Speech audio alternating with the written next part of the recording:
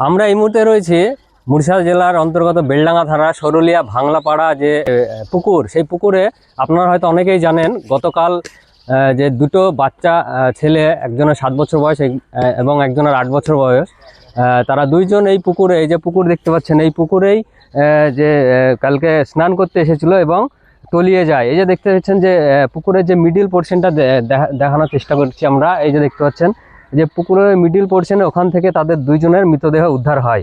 আমরা যেটা স্থানীয় সূত্রে জানতে পারি যে গতকাল এই দুইজন যে বাচ্চা এসেছিল এখানে স্নান করতে, তখন কেউ ছিল না আশেপাশে। তো তারা দুইজন এসেই এখানে এই জায়গাটাতেই, এই যে দেখতে পাচ্ছেন, এই জায়গাটা এসে পুকুরে নামে এবং তারপরে কিছুক্ষণ পরে তাদেরকে দেখতে না পাওয়া গেলে এলাকার স্থানীয়রা এখানে এসেছিল এবং এসে দেখে তাকে যে বিভিন্ন জায়গায় খোঁজাখুঁজির পরে ওই যে পুকুরের মিডিল পোর্শন দেখা যাচ্ছে, এই পুকুরের মিডিল পোর্শনে ওকে উদ্ধার করা হয়।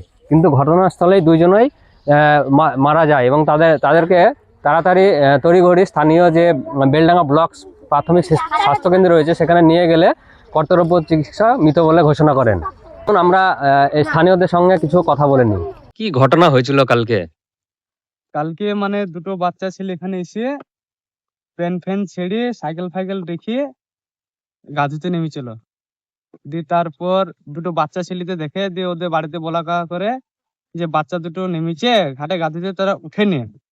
এবার মানে আশপাশে যা পাড়াতে ছেলেপিলি যে ধরুন যা ছিল সবাই নেমে ওকে উদ্ধার করা হয়েছে।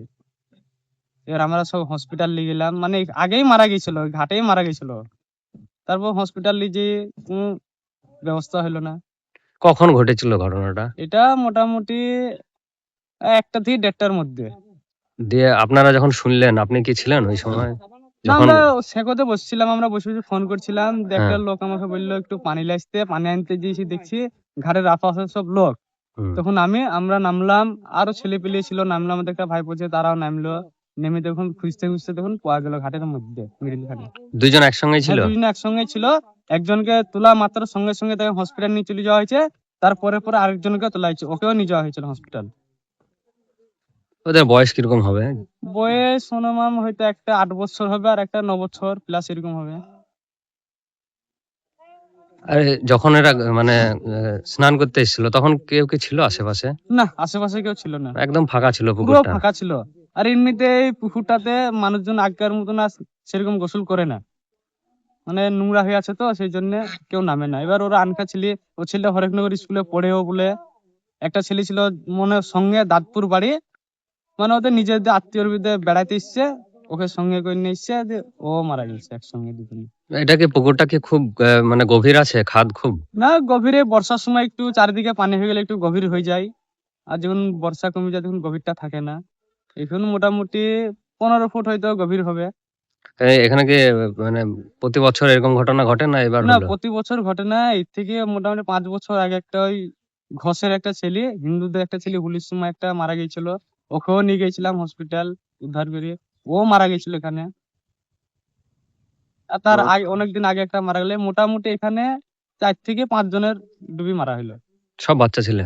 না, একটা বড় মানুষ হুম। আর বাকিটা সব বাচ্চা।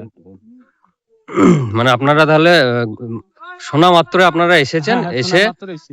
দেখলেন যে মিডিলে ওদের বডি হ্যাঁ, উদ্ধার হ্যাঁ, হয়েছিল, হ্যাঁ। তখন ওরা পুরো শেষ? তখন আমরা সব তুলি। এবার ওটা কি যদি কেউ দেখতো তাহলে তো তখনই ওদেরকে বলা হয়তো, মানা করা হয়তো, এই তোরা চলে যা বাড়ি কোথায়। আর ওদেরকে কোনোদিন আসতেও এখানে দেখিনি আমরা। একদম নতুন। হুম। আপনার নাম? মানে নিয়ে গেছি তাও চিনতে পারিনি। হুম। দিয়ে ওদের বাড়ি একজনের সরুলিয়া আর একজনের দাঁতপুর না? দাঁতপুর, হ্যাঁ। হুম। আপনার নাম? আমার নাম আসাদুল শেখ।